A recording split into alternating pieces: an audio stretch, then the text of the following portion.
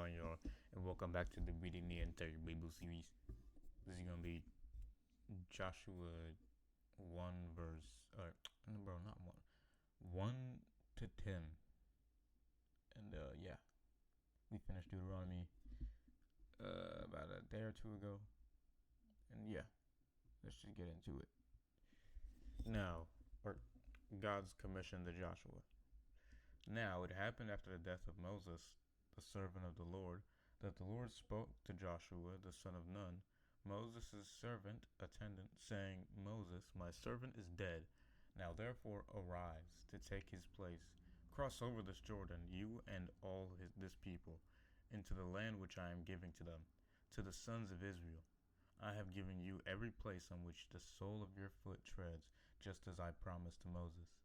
From the wilderness of Arabia in the south, and this Lebanon in the north, even as far as the great river, the river Euphrates in the east, and the land of the Hittites, Canaan, and as far as the great Mediterranean Sea towards the west shall be your territory. No man will be able to stand before you to oppose you as long as you live. Just as I was present with Moses, so I will be with you. I will not fail or abandon you. Be strong and confident and courageous, for you will give this people as an inheritance to the land which I swore to their fathers, ancestors, to give to them. Only be strong and very courageous. Be careful to do everything in accordance with the entire law left, so that you may prosper and be successful wherever you go. This book of the law shall not depart from your mouth, but you shall read and meditate on it day and night, so that you may be careful to do everything in accordance with all that is written in it. For then you will make your way prosperous, and then you will be successful. Have I not commanded you? Be strong and courageous. Do not be terrified or dismayed, intimidated, for the Lord your God is with you wherever you go. Joshua assumes command. Then Joshua commanded the officers of the people, saying, Go throughout the camp and command the people, saying, Prepare your provisions, for within 3 days you are to cross this river, Jordan, to go in to take possession of the land which the Lord your God is giving you to possess as an inheritance. To the Reubenites and to the Gadites and to the half tribe of Manasseh, Joshua said, Remember the word which Moses, the servant of the Lord, commanded you, saying, The Lord your God is giving you rest, peace, and will give you this land east of the Jordan. Your wives, your children, and your cattle shall be allowed to stay in the land which Moses gave to you on this eastern side of the Jordan. But you shall go across the river before your brothers, the other tribes, armed for battle, all your brave warriors, and you shall help them conquer and take possession of their land, until the Lord gives your brothers rest, as He has given you, and they take possession of the land which the Lord your God is giving them. Then you shall be allowed to return to your own land and take possession of that which Moses, the servant of the Lord, gave you beyond the Jordan towards the sunrise. They answered Joshua, saying, All that you have commanded us to do, we will do, and wherever you send us, we will go. Just as we obeyed Moses in all things, so will we obey you. Only may the Lord your God be with you as He was with Moses. Any man who rebels against your command and does not obey everything that you command him shall be put to death. Only be strong and courageous. All right. This is really making me want to This is really making me want to read the stuff at the bottom. I'll show you what I'm talking about. This stuff right here, because I want to go through this and just like look at these, at least study them. But hey, this is for the people who are nerds. Not a nerd. Not a nerd. All right. Rahab shelters spies. Joshua, the son of Nun, sent 2 men to scout secretly from Shittim, saying, Go view the land, especially Jericho, the walled city. So They went and came to the house of a prostitute named Rahab, and lodged there. Now the king of Jericho was told, Behold, men from the sons of Israel have come here tonight to spy and search out the land. So the king of Jericho sent word to Rahab, saying, Bring out the men who have come to you, who entered your house, because they have come as spies to search out all the land. But the woman had taken the two men and hidden them. So she said, Yes, two men came to me, but I did not know where they were from. When it was time to close the city gate at dark, the men left. I do not know where they went. Pursue them quickly, for if you do, you will overtake them. But in fact, she had brought the scouts up to the roof and had hidden them under the stalks of flax which she had laid in order on the roof to dry. So the king's men pursued them on the road to the Jordan, as far as the fords east of Jericho, as far as the pursuers had gone out after them. The gate of the city was shut. Now, before the two men lay down to sleep, Rahab came up to them on the roof, and she said to the men, I know that the Lord has given you the land, and that the terror and dread of you has fallen on us, and that all the inhabitants of the land have melted in despair because of you. For we have heard how the Lord dried up the water of the Red Sea for when you came out of Egypt, and what you did to the two kings of the Amorites who were beyond the Jordan on the east, to Sihon and Og, whom you utterly destroyed. When we heard it, our hearts melted in despair, and a fighting spirit no longer remained in any man because of you. For the Lord your God, he is in heaven above and on earth below. And now, please swear an oath to me by the Lord, since I have shown you kindness, that you also will show kindness to my father's household family, and give me a pledge of truth and faithfulness, and spare my father and my mother and my brothers and my sisters, along with everyone who belongs to them, and let us all live. So the men said to her, Our lives for yours, if you do not tell anyone about this business of ours. Then we will go to then when the Lord gives us the land, we will show you kindness and faithfulness, and keep our agreement with you. The promise of Rahab. Then she let them down by a rope through the window, for her house was built into the city wall, so that she was living on the wall.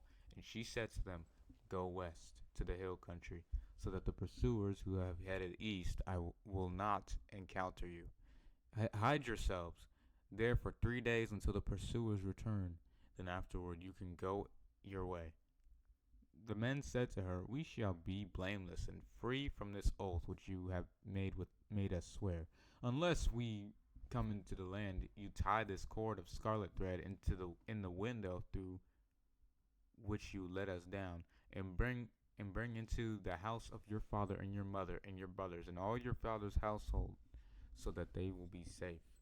But if anyone goes out the doors of your house into the street, his blood shall be on his own head, that is, his own responsibility, and we shall be blameless and free from our oath. However, if a man is laid on anyone who is with you in the house, his blood shall be on our head. But if you tell anyone this business owner of ours, we shall be blameless and free from oath which you made us swear. She said, According to your words, so be it. Then Rahab sent them off, and they departed, and she tied the scarlet cord in the window. They left and went on their way to the hill country west of Jericho, and stayed there, hidden in the caves, 3 days until the pursuers returned. The pursuers had searched all along the road, but had not found them. Then the two men turned back and came down from the hill country and crossed over the Jordan, and came back to Joshua the son of Nun at Shittim, and told him everything that happened to them. They said to Joshua, Clearly, the Lord has given all the land in our hands, for all the inhabitants of the land have melted in despair because of us.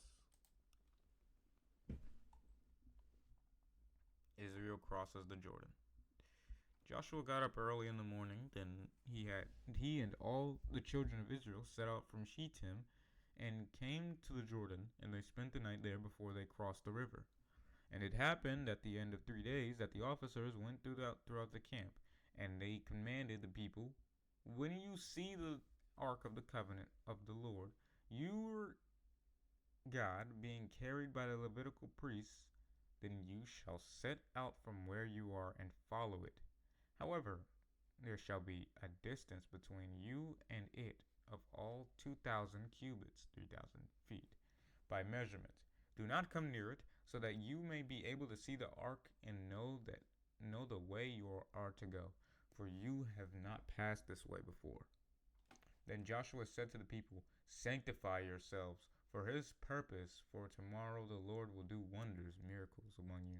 Joshua said to the priests, take up the ark of the covenant and cross over the river ahead of the people. So they took up the ark of the covenant and went on ahead of the people. The Lord said to Joshua, this day I will begin to magnify and exalt you in the sight of all Israel, so that they may know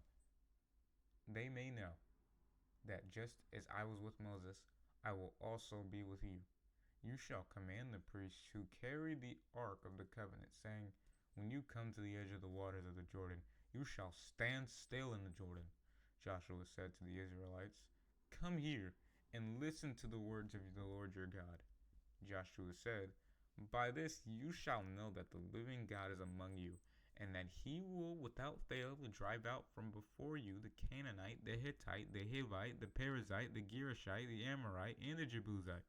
Behold, the ark of the covenant of the Lord of all the earth is crossing over ahead of you, leading the way into the Jordan. So now take for yourselves 12 men from the tribes of Israel, 1 man from each tribe. When the soles of the feet of the priests who carry the ark of the Lord of all the earth, come to rest in the waters of the Jordan, the waters of the Jordan flowing down from above will be cut off, and they will stand in one mass of water. So when the people set out from their tents to cross over the Jordan, with the priests who were carrying the ark of the covenant before the people, and when those who were carrying the ark came up to the Jordan, and the feet of the priests carrying the ark were submerged at the end of the water, for the Jordan overflows all of its banks throughout the time of harvest. The waters which were flowing down from above stopped and rose up in one mass a great distance away at Adam, the city that is beside Zarethan. Those waters flowing downward toward the sea of the Arabah, the salt sea, were completely cut off. So the people crossed the river opposite Jericho. And while all the people of Israel crossed over on dry ground, the priests who carried the ark of the covenant of the Lord stood firm on dry ground in the midst of the Jordan riverbed until all the nation had finished crossing over the Jordan. All right.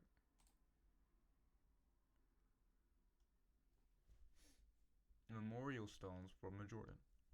So it was when all the nation had finished crossing the Jordan, the Lord said to Joshua, take for yourselves the 12 men chosen from among the people, 1 man from each tribe, and command them, pick up for yourselves 12 stones, 1 each from here out of the midst of the Jordan, from the place where the priest's feet are standing firm.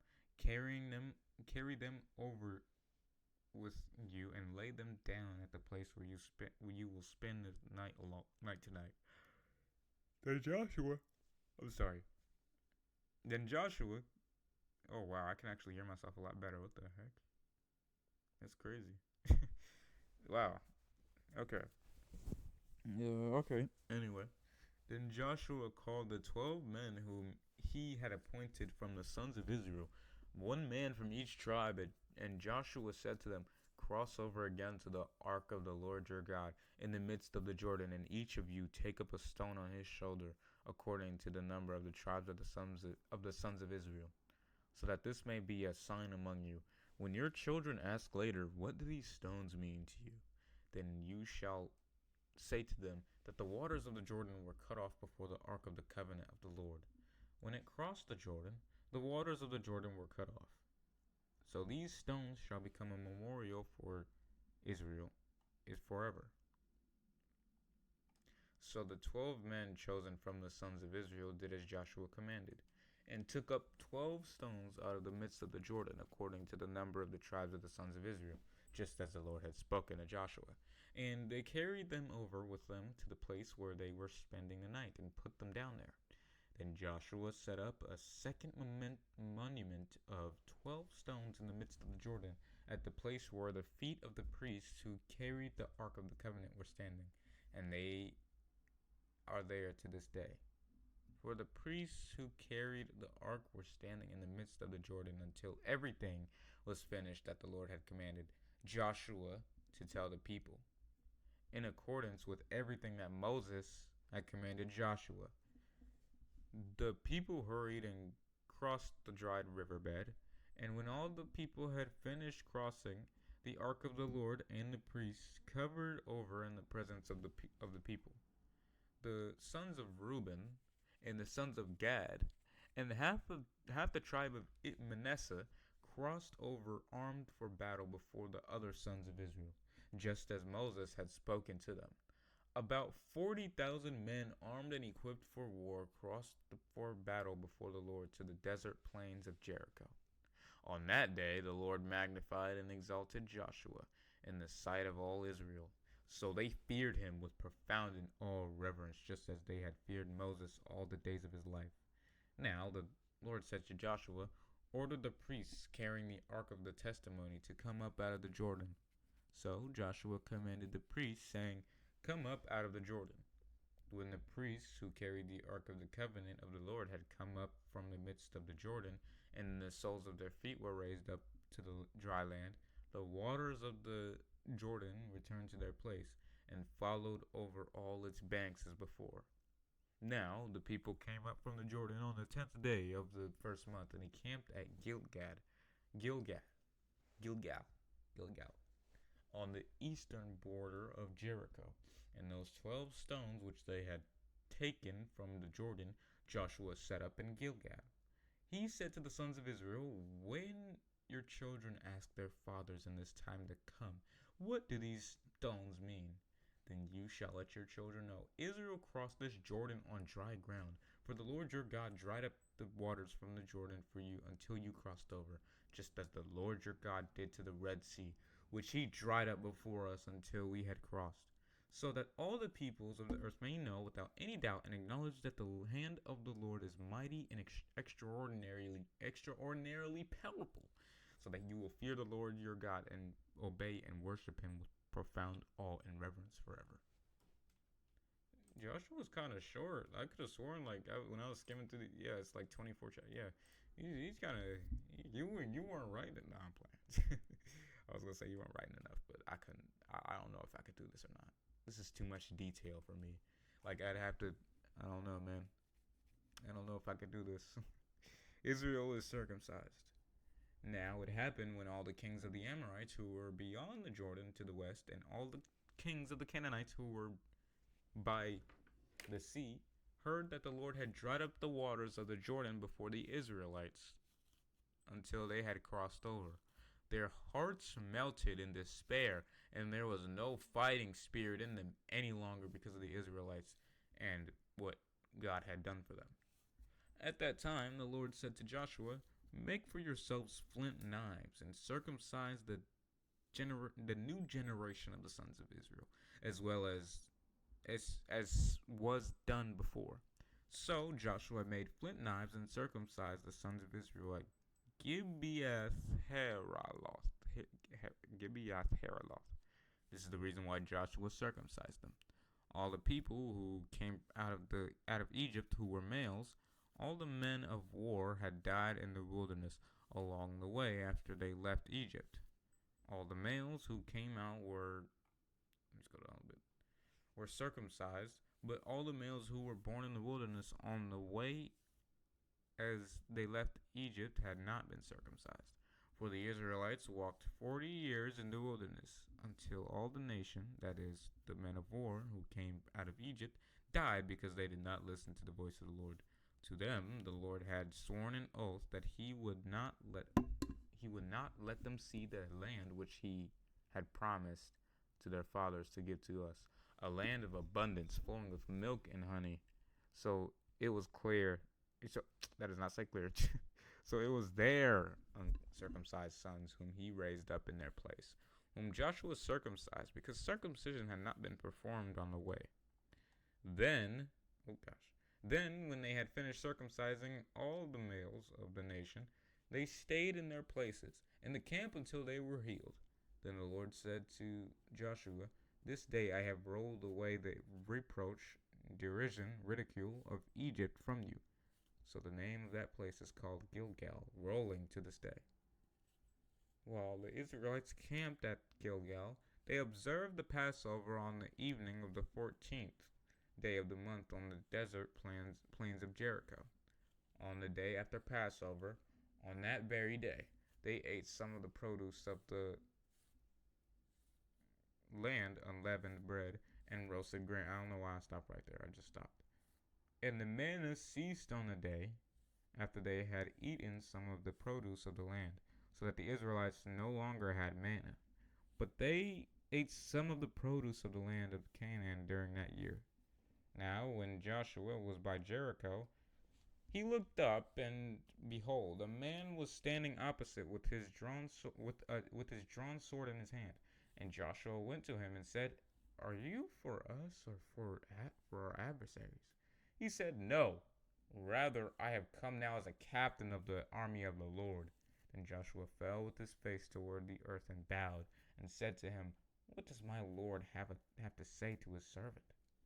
The captain of the Lord's army said to Joshua, "Remove your sandals from your feet, because the place where you are standing is holy, set apart to the Lord." And Joshua did so.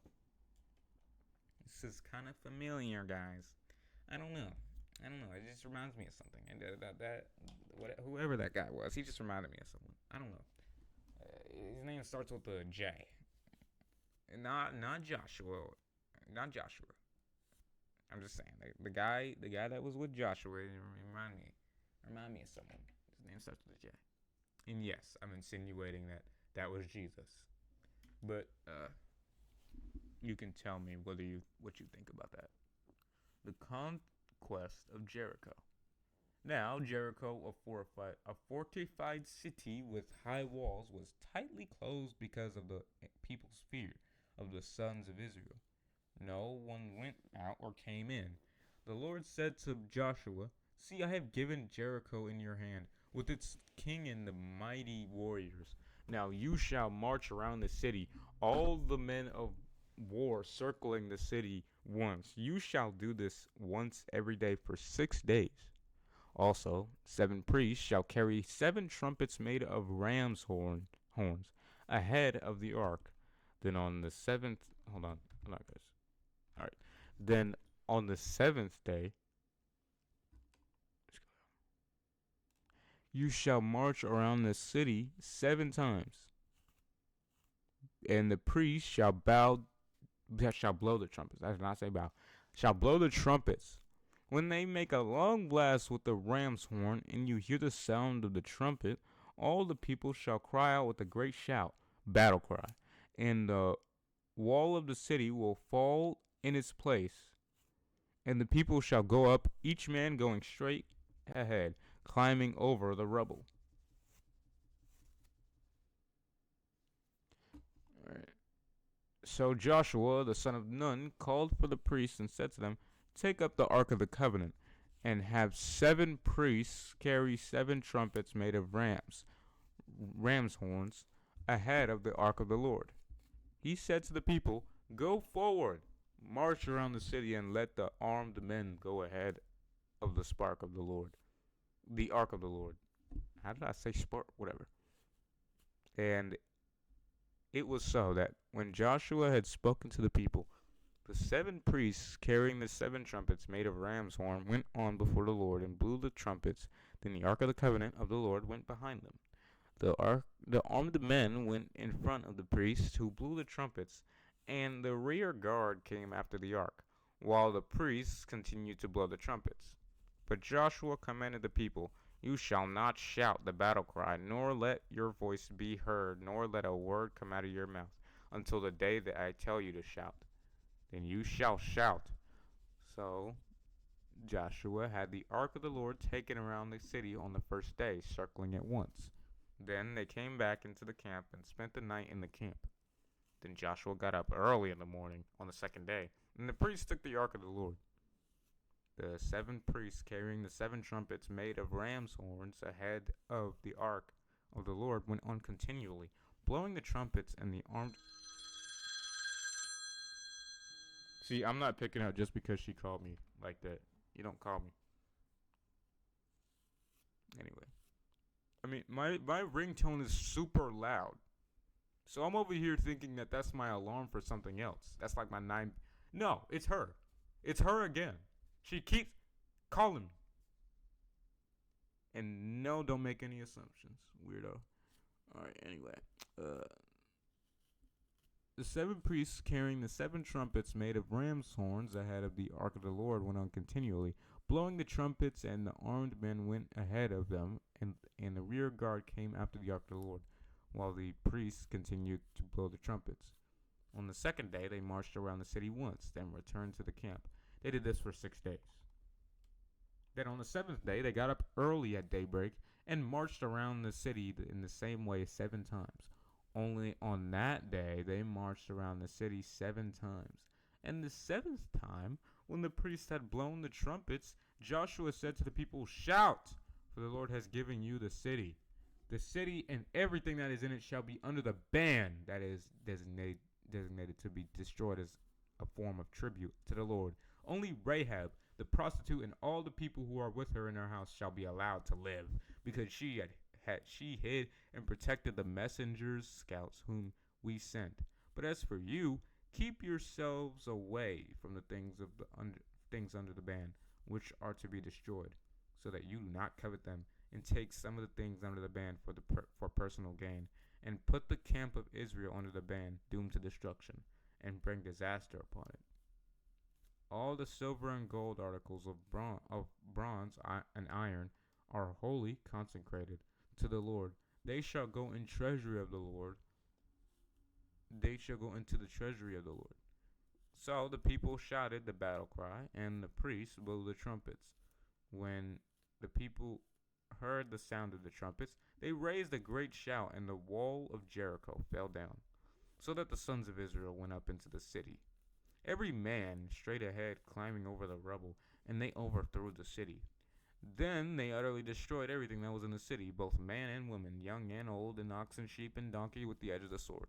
Now, real quick, I just want to say, anyone that says God's a anti, he doesn't like women, then why didn't he command Joshua to why didn't he command Joshua to kill the woman too? And she was a prostitute. So that makes it even worse.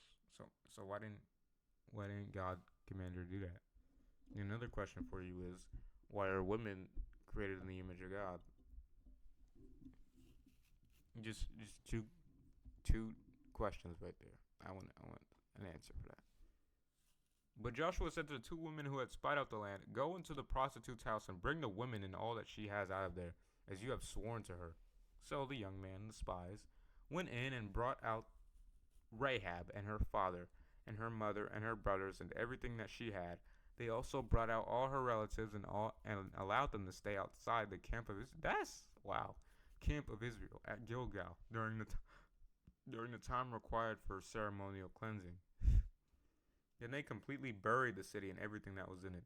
They put on only they put only the silver and the gold and the articles of bronze and of iron into the treasury of the house tabernacle of the Lord.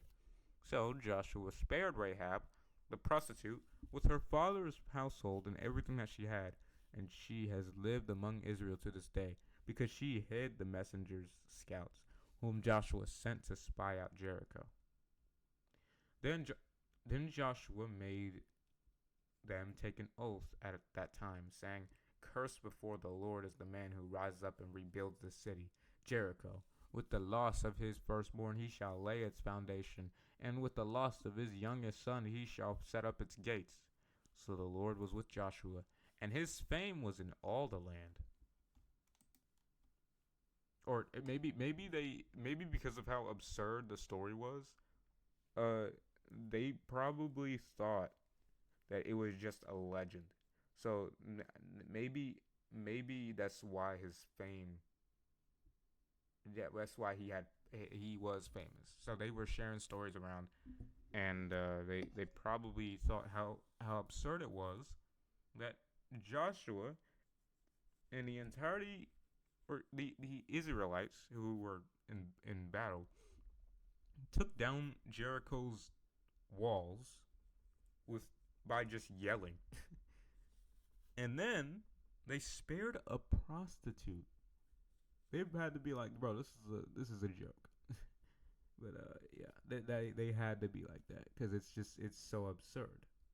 So maybe they thought that it was a legend. It was just a myth. That's just my guess, though. Israel is defeated at Ai. But the sons of Israel acted unfaithfully and violated their obligation in regard to the things of off limits under the ban. Those things, those things belong to the Lord. Those things belonging to the Lord. For Achan, the son of Carmi, the son of Zabdi, the son of Zerah, from the tribe of Judah, took some of the things under the ban for personal gain. Therefore, the anger of the Lord burned against the Israelites. Now Joshua sent men from Jericho to Ai, which is near Beth Aven, east of the Bethel, and said to them, "Go up and spy out the land." So the men went up and spied out Ai. Maybe there's a way to pronounce that. Then they returned to Joshua and said to him, "Do not make the people go up to fight, and have only about 2,000 or 3,000 men go up and attack Ai. Do not make the entire army go up there, for they of Ai are few." It sounds like a trap. This sounds like they knew that they were being spied on, so they purposely made it look like they were garbage and they just had like a little bit of people. We're going to see what happens though. So about 3,000 men from the sons of Israel went up there, but they fled in retreat from the men of Ai. The men of Ai killed about 36 of the Israelite men and chased them from the gates as far as the bluffs of Shebarim and struck them down as they descended the steep pass. So the hearts of the people melted in despair and began to doubt God's promise and became like water, disheartened. It's your fault. They must have been really good. If they killed, well, even then though, it's like y'all out. It doesn't really tell us how many of them there were. So I guess they were. Because it doesn't say they were ambushed either. So my theory was wrong. So I guess they were just that good. Wow. Then Joshua tore his clothes and fell face downward on the ground before the ark of the Lord until evening. He had the elders of Israel, and with great sorrow they put dust on their heads. Joshua said, "Alas, O Lord God, why have you brought this people across the Jordan at all, only to hand us over to the Amorites to destroy us? If only we had been willing to live beyond the Jordan. O Lord, what can I say now that the army of Israel has turned back in retreat and fled before their enemies? For the Canaanites and all the inhabitants of the land will hear about it, and will go surround us and cut us off our name from the earth. And what will you do? Will you forget your name? Will you do for your great name to keep it from dishonor?" Then the Lord said, "That's literally your guys' fault." So the Lord said to Joshua, "Get up. Why is it that you have fallen on your face? Israel has sinned. They have also transgressed my covenant, which I commanded them to keep. They have even taken some of the things under the ban, and they have both stolen and denied the theft. Moreover, they also put the stolen objects among their own things. That is why the soldiers of Israel could not stand and defend themselves before their enemies. They turned their backs and ran before them, because they have become accursed. I will not be with you anymore unless you destroy the things under the ban from among you. Rise up, consecrate the people, and say, consecrate yourselves for tomorrow. Consecrate yourselves for tomorrow, for thus says the Lord, the God of Israel. There are things under the ban among you, O Israel. You cannot stand victoriously before your enemies until you remove the things under the ban from among you. So the Israelites were getting disciplined, basically. All right, cool. In the morning you shall come forward by your tribes, and it shall be that the tribe which the Lord chooses by lot shall come forward by families, and the family which the Lord chooses come forward by separate households, and the household which the Lord chooses shall come forward man by man.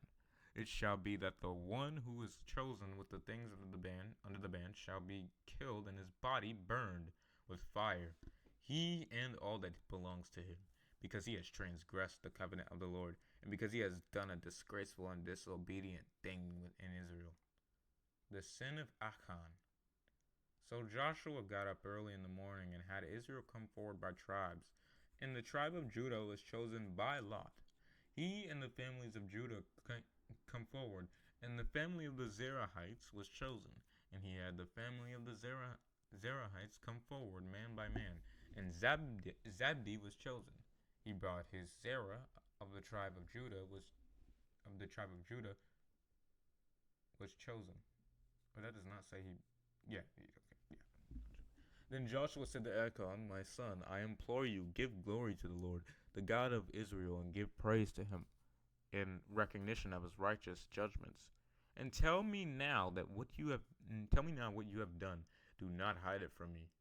So Achan answered Joshua and said, in truth, I have sinned against the Lord, the God of Israel, and this is what I have done. When I saw among the spoils in Jericho a beautiful robe from Shinar, southern Babylon, and 200 shekels of silver, and a bar of gold weighing 50 shekels, I wanted them and took them. Behold, they are hidden in the ground inside my tent, with the silver underneath. So Joshua sent messengers, and they ran to the tent, and they saw the stolen objects hidden in his tent, with the silver underneath. And they took them from the tent and brought them to Joshua and to all the sons of Israel, and spread them out before the Lord. Then Joshua and all Israel with him took Achan to the son of Zerah, the silver, the royal robe, the bar of gold, his sons, his daughters, his oxen, his donkeys, his sheep, his tent, everything that he had, and they brought him up to the valley of Achor, disaster. Joshua said, why have you brought disaster on us? Wasn't it multiple people? So it wasn't just him. I'm pretty sure it wasn't just him. The Lord will bring you disaster to this day. Then all Israel stoned them to death. Oh! Shoot! Dang! Stoned them to death with stones. Afterward, they burned their bodies in the fire. Okay, it must have been that serious. I was gonna say it's not that serious, but no, that's very serious. I guess they were given explicit instruction not to do it. It's like he like God purposely said that. So yeah, it must have been that serious. And then they burned their body like yo. Then they piled up over him a great heap of stones that remain to this day. Then the Lord turned from the fierceness of his anger. Therefore, the name of that place has been called the Valley of Achor, disaster, to this day. I'm guessing it's not called that anymore, though. I don't know. Y'all gonna have to let me know. Because when I see to this day, I'm thinking this has nothing to do with the 21st century, obviously. This has to do during the time that Joshua wrote this. So during the time that he was writing this, maybe he was a bit older. And that's what he's talking about. To this day, it's still called that. The conquest of Ai. Now the Lord said to Joshua, do not fear or be dismayed, intimidated. Take all the men of war with you and set out. Go to Ai. See, I have given the king of Ai his people, his city, and his land into your hand. You shall do the same to Ai as its king as you did to Jericho and its king, except that you shall take only its spoil and its cattle as plunder for yourselves. Set up an ambush for the city behind it on the west side, and humiliate them. So Joshua set out with all the people of war to go up against his Ai. Then Joshua chose 30,000 valiant men and set them out at night. He commanded them, saying, "Listen closely. You are going to lie in wait and ambush the city from behind it. Do not go very far away from the city, but all of you be ready. Then I and all the people who are with me will approach the city. And when they come out to meet us for battle, as they did the first time, we will run away from them. They will come out after us until we have lured them away from the city, because they will say they are running from us as they did before. You're running, boy. You're running, boy." If I had that audio, I'd play. Yeah. So we will run from them. Then you will emerge from the ambush and take possession of the city, for the Lord your God will hand it over to you. When you have taken the city, you shall set it on fire. You shall do exactly as the Lord commanded. See, I have commanded you. So Joshua sent before them, and they went to the place for the ambush and stayed hidden between Bethel and Ai, on the west side of Ai. But Joshua spent that night among the people in Gilgal. Now Joshua got up early in the morning and assembled the people, and went up with the elders of Israel before the people to Ai. Then all the fighting men who were with him, went up and advanced and arrived in the front of the city, and camped on the north side of Ai. Now there was a ravine.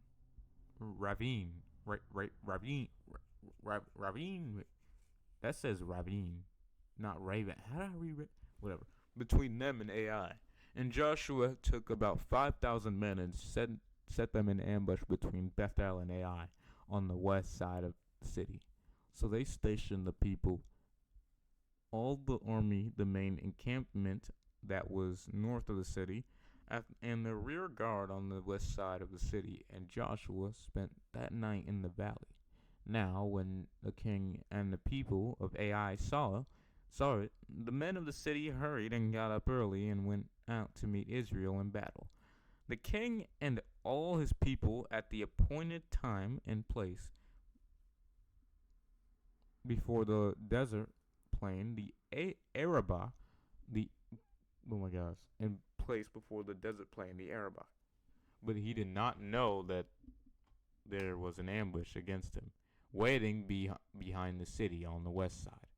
So Joshua and all Israel pretended to be defeated by them and ran toward the wilderness. Then all the people who were in the city were called together to pursue them and humiliate them. And they pursued Joshua and were lured away from the city. Not a man was left in Ai or Bethel who had not gone out after Israel. So they left the city open and unguarded, and they pursued Israel. And the Lord said to Joshua, "Reach out with the spear that is in your hand, and point it toward Ai, for I will give it into your hand." So Joshua reached out with the spear in his hand and pointed it toward the city. The men in ambush emerged quickly from their hiding place, and when Joshua stretched out his hand, they ran and entered the city and captured it, and quickly set the city on fire.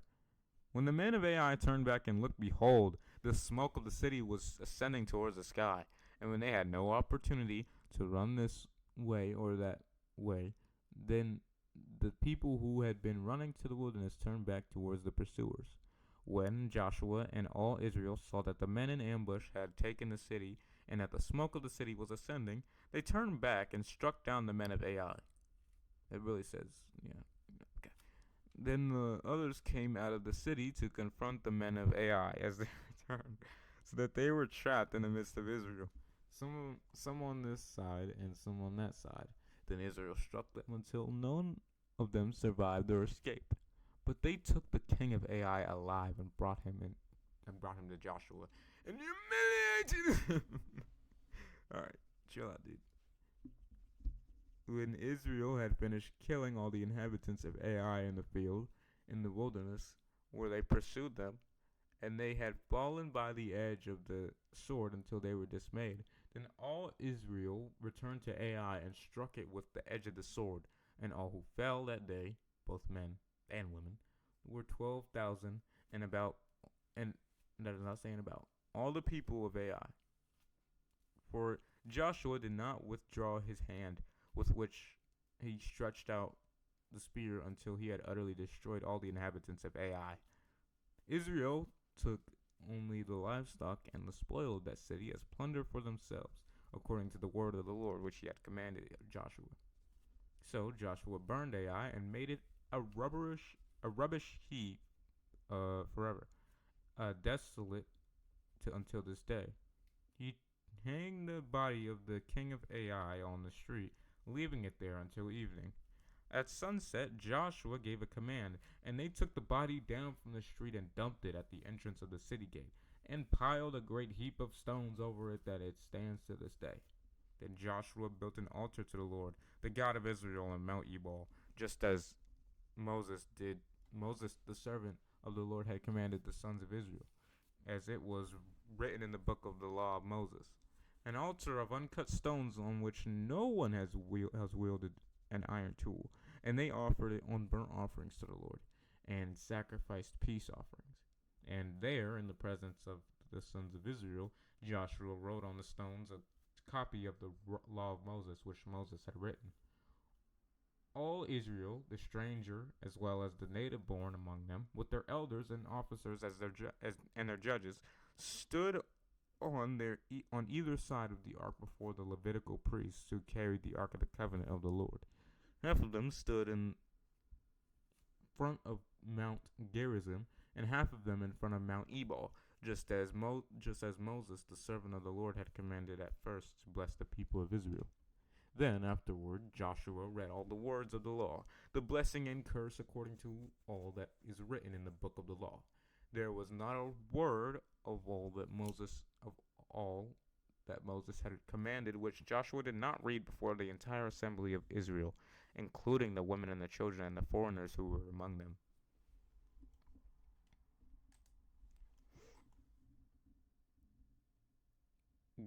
What does that say? Gil of the Gibeonites.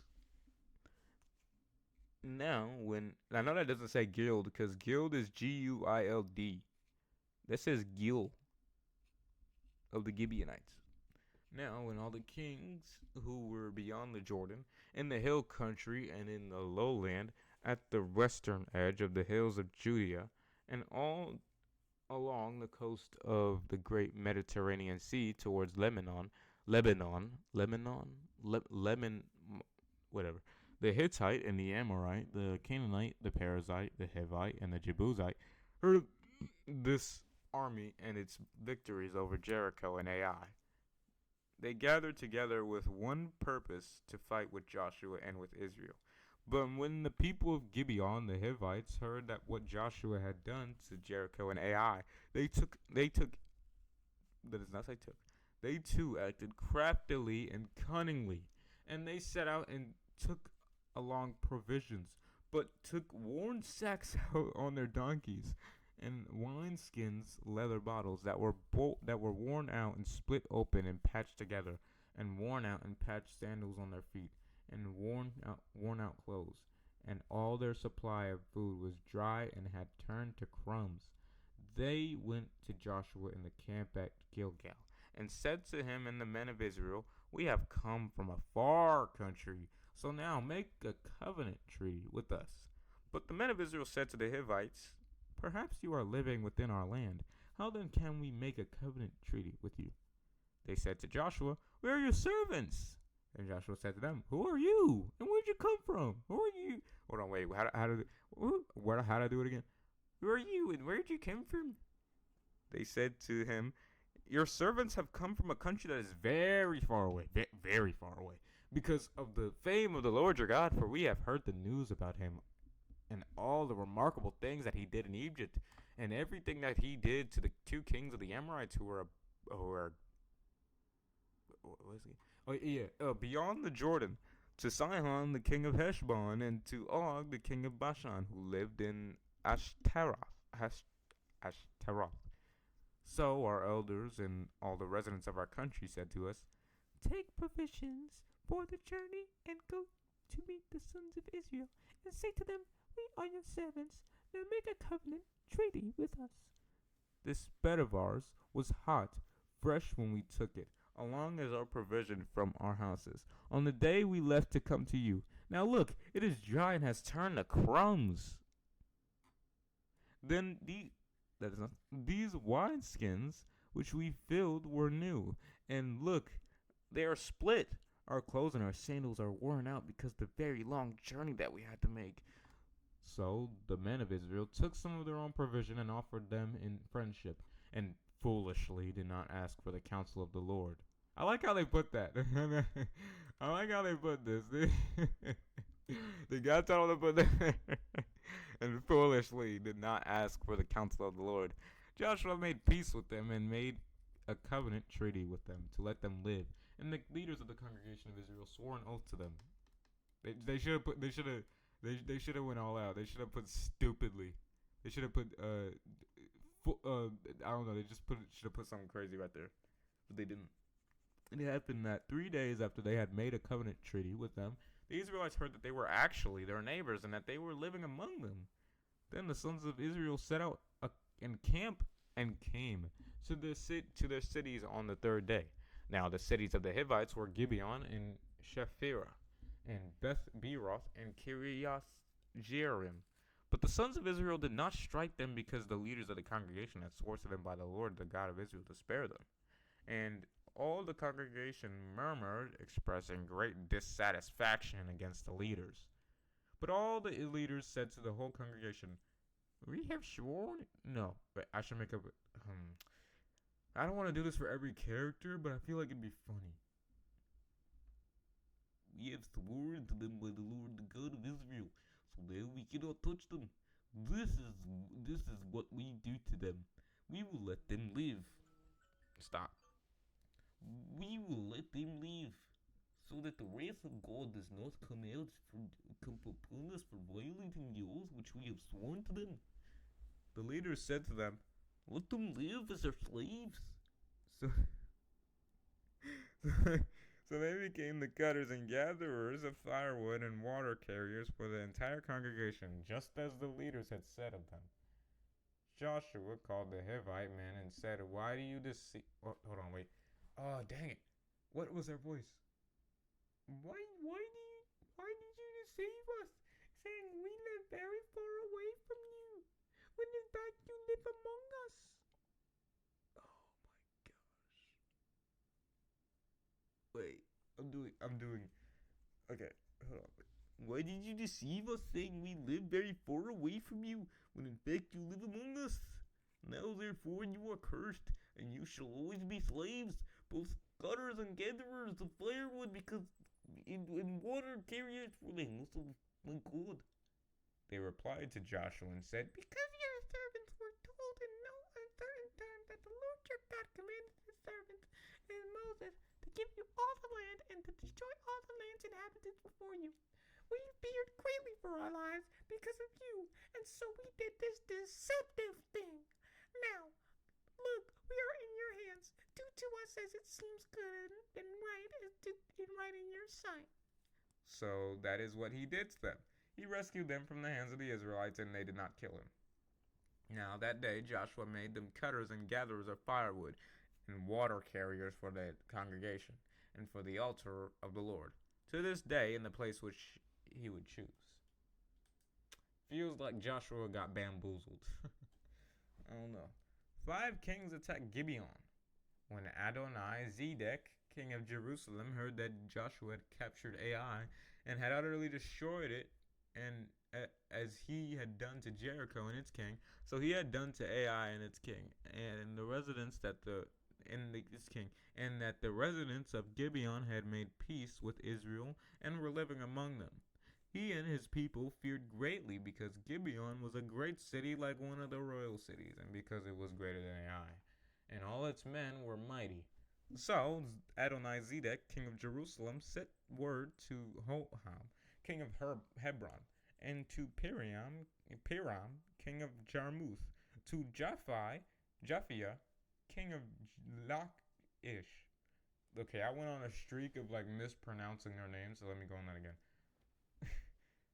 So Adonai Zedek, king of Jerusalem, sent word to Hoham, king of Hebron, and to Piram, king of Jarmuth, to Japhia,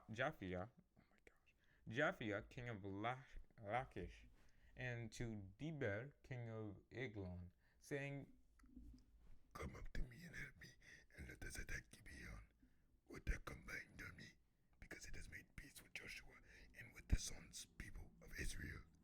Then 5 kings of the Amorites, the king of Jerusalem, the king of Hebron, the king of Jarmuth, the king of Lachish, and the king of Eglon, gathered together and went up, they with all their armies, and they camped by Gibeon and fought against it. So the men of Gibeon sent word to Joshua at the camp in Gilgal, saying, do not fear.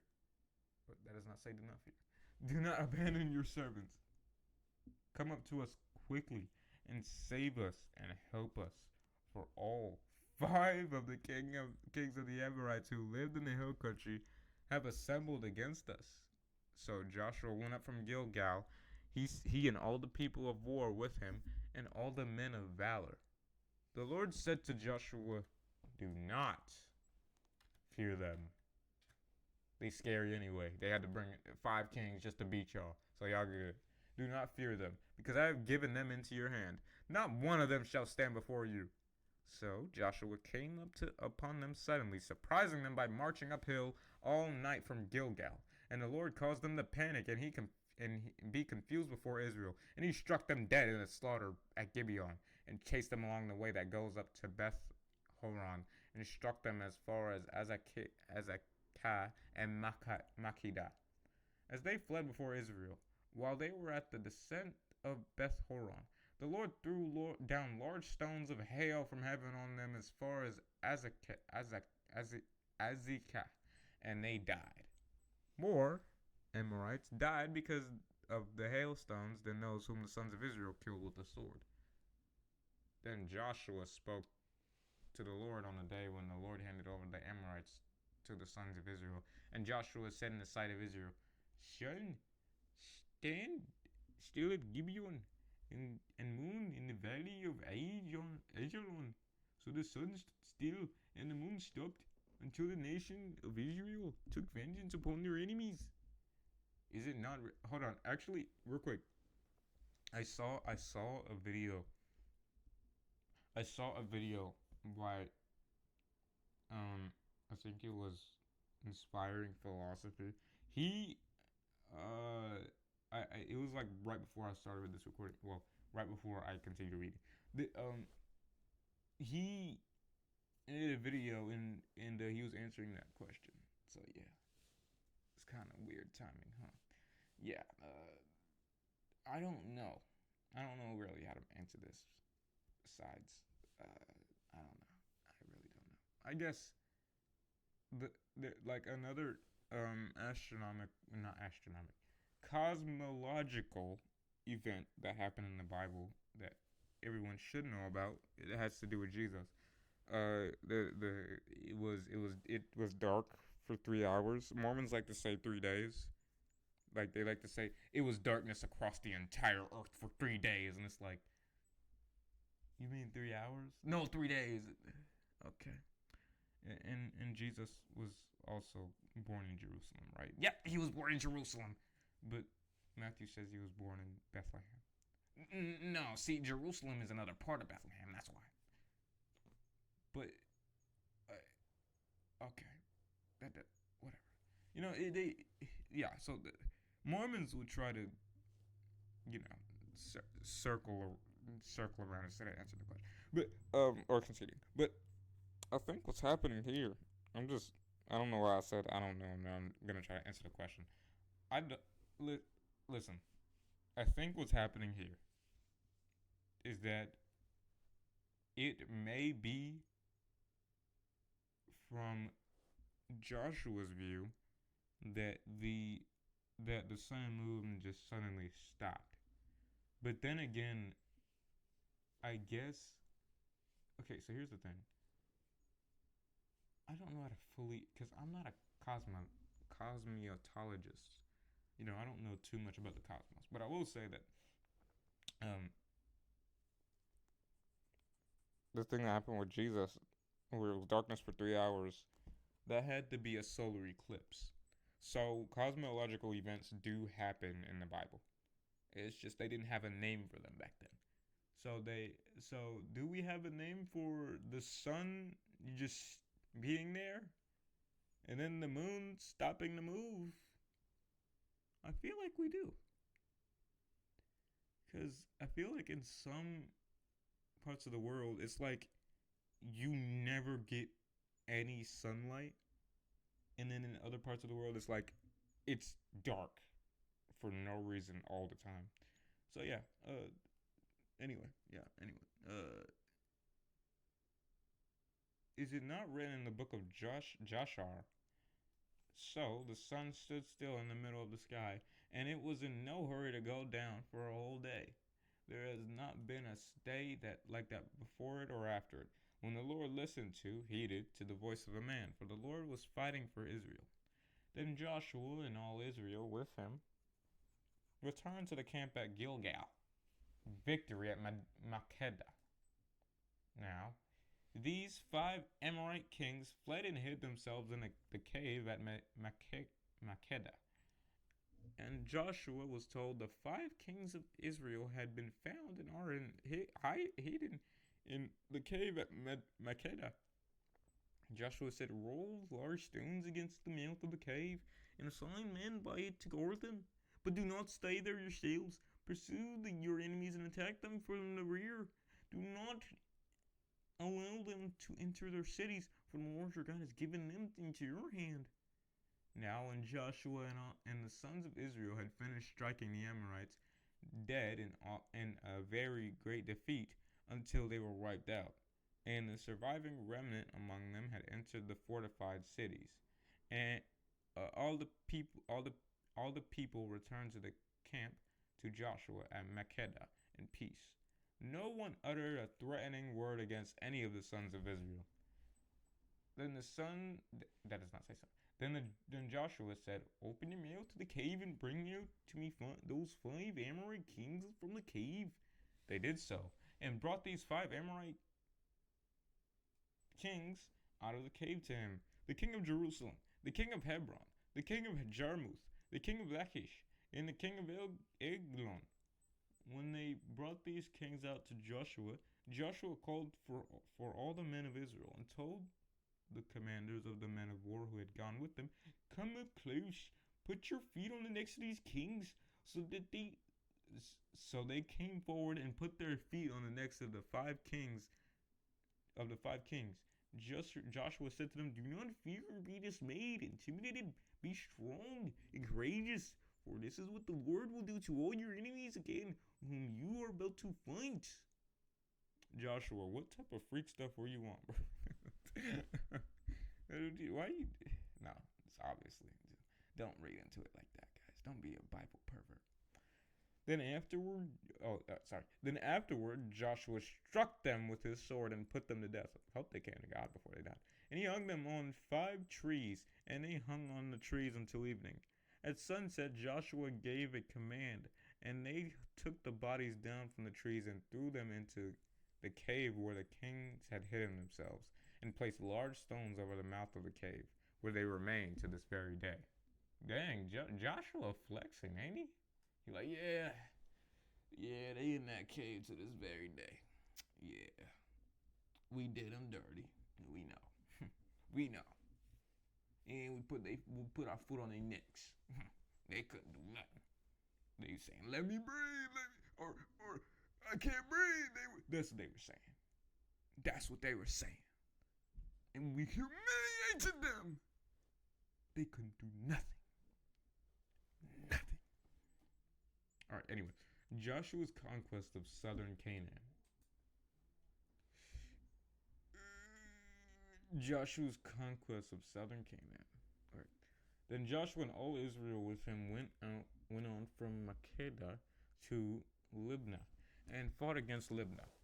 The Lord gave it also, along with its king, into the hands of Israel. And Joshua struck it, and every person who was in it with the edge of the sword. He left no survivor in it. So we did to the. Look how Joshua writing after that happening, bro.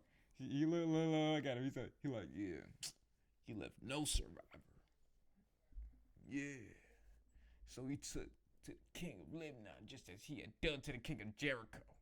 See, look, and then he do it like, look. This is basically I'm not gonna say basically the same, but he look, he think he on IG Live, bro. Yeah, so he did it to the king of Lebanon, just as he did to the king of Jericho. It's just too easy. Like, bro, chill out. All right, chill out. What? No plans. Should I talk like that? And Joshua and all Israel then moved out from Libnah to Lachish, and they camped by it and fought against it.